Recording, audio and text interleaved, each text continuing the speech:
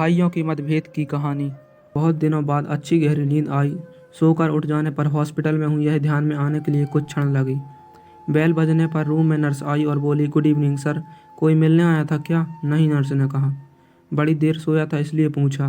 Mobile पर भी miss call या मैसेज नहीं आया था। अभी कैसा लग रहा है? नर्स बोली। प्रचंड बोर हो गया हूँ।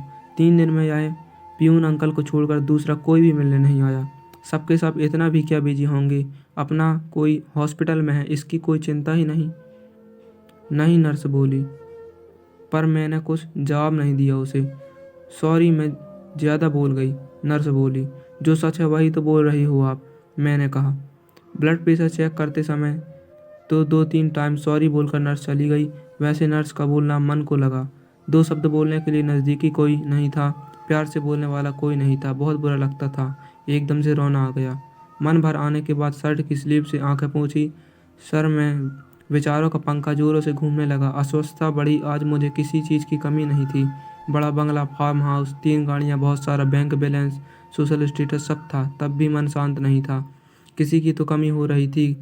मैं काफ़ी होशियार, चालाक बुद्धि, लेकिन दुराग्रही स्वभाव की वजह से कभी भी पसंद नहीं आता था किसी को। मुंह फट था, इस वजह से ज़्यादा दोस्त नहीं थे, और जो थे वो भी दूर थे।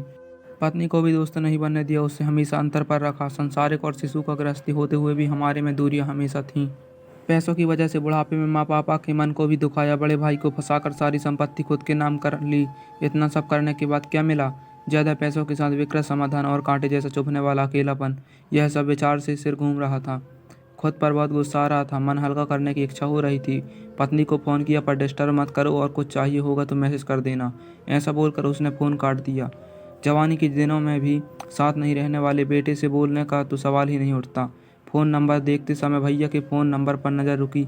वापस यादों की भीड़। भैया का नंबर डायल किया, पर तुरंत कट दिया। वजह हमारे बीच का न बोलना। 3 साल पहले हमारा बहुत बड़ा झगड़ा हो गया था। उसके बाद बड़प्पन दिखाकर भैया ने सब कुछ भूलना चाहा, पर मेरा ईगो बीच में आ गया, इसलिए अब मुंह खोलने की हिम्मत नहीं हो रही थी। तब भी बोलने का मन हो रहा था। बाद में हिम्मत करके नंबर डायल किया और आंखें बंद कर ली। फ़ोन उठाने के बाद भैया की आवाज़ आई, भैया मैं बोल रहा हूँ। अभी तक नंबर डिलीट नहीं किया क्या तूने? छोड़, कैसा है तू, फ़ोन क्यों किया? तभी मैं भैया को बोला, आपका गुस्सा समझ सकता हूँ भैया, बहुत गलत बर्ताव किया मैंने आपके साथ, मीठी मीठी बातें करके आपको फंसाया। मन में भी था वह सब धार धार बोलने लगा। तभी भैया बोले, मुद्दे की बात बोल, गड़े मुर्दे मत उखाड़, हमारे बीच में अब कुछ भी नहीं बचा। भैया ऐसा मत बोलो, मैं तो सिर्फ बोल रहा हूँ, आप तो पैसों के कारण भटक गया था मैं भैया, भूल हो गई, मुझसे बंटवारा हो गया, अब कुछ भी नहीं बचा, मुझे माफ़ कर दो, मैंने बोला। पर भैया की तरफ से कुछ ऐसा जवाब आया, मैं सुन रहा हूँ, बोल, क्या काम था? मुझसे ये पहाड़ इतनी भूल हो गई भैया, तुझे कहा ना मुद्दे की बात बोल, जो हुआ सब भूल जाओ भैया, ठीक है? भैया बेमन से बोले, पर मैं बहुत ज़्यादा भावुक हो गया। तभी भैया बोले, तुम्हारा हो गया हो तो मैं फ़ोन रखता हूँ, आज तो स्पष्ट रूप से बोल क्या हुआ। तभी मैं बोला, हॉस्पिटल में अकेला पड़ा हूँ भैया। क्यों, क्या हुआ? भैया का आवाज़ एकदम से आया, बीपी बढ़ गई है, चक्कर आ रहे थे, इसलिए भर्ती हुआ हूँ, डॉक्टर ने आराम करने के लिए कहा है। तभी भैया ने पूछा, साथ में कोई है कि तुम्हारी? कोई भी नहीं है। दिन में 2-3 बार पत्नी और बच्चे वीडियो कॉल करके अपना कर्तव्य निभा रहे हैं। जो बोया वही पा रहा हूँ। मैंने उनके साथ भी ऐसा ही किया था। कभी भी प्यार के 2 शब्द बोले नहीं, सिर्फ व्यवहार देखा, स्वार्थ के लिए रिश्तों को इस्तेमाल किया और तोड़े भी। अकेलापन से आंखें खुल गईं। मन भर आने से फ़ोन कट कर दिया और अंधेरा करके बिस्तर पर पड़ा रहा। कुछ देर बाद नर्स आई, लाइट लगाकर। हाथ में कागज़ में कुछ रखा था, वह नर्स ने मुझे दिया। उसमें से मस्त खुशबू आ रही थी। जल्दी जल्दी उसे खोला तो उसमें भुनी हुई मूंगफली थी। वह देखकर बहुत खुशी हुई। ज़रूर भैया आए होंगे, कहाँ हैं भैया? मैं यहीं हूँ, कहकर भैया सामने आए। हम सगे भाई 3 साल बाद एक दूसरे से मिल रहे थे। दोनों के ही मन की विचित्र अवस्था हो गई थी। दोनों एक दूसरे की ओर एकटक देखे जा रहे थे। अपने आप मेरे हाथ उनके सामने जुड़ने लगे। गुस्सा साइड रखकर तुरंत मिलने के लिए आए। भैया क्या करूं, तुम्हारा फ़ोन आने के बाद रहा नहीं गया मुझसे। उन्होंने कहा, जो हुआ सो हुआ, अभी उसका विचार मत करो। आपको गुस्सा नहीं आया भैया? बहुत आया, पर आज तुमसे बात करने के बाद पूरा का पूरा गुस्सा बह कर चला गया।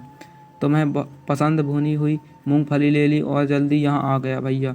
मैं आगे कुछ बोला नहीं। भैया ने सर पर प्यार से हाथ फेरा, तब बहुत शांत लगा।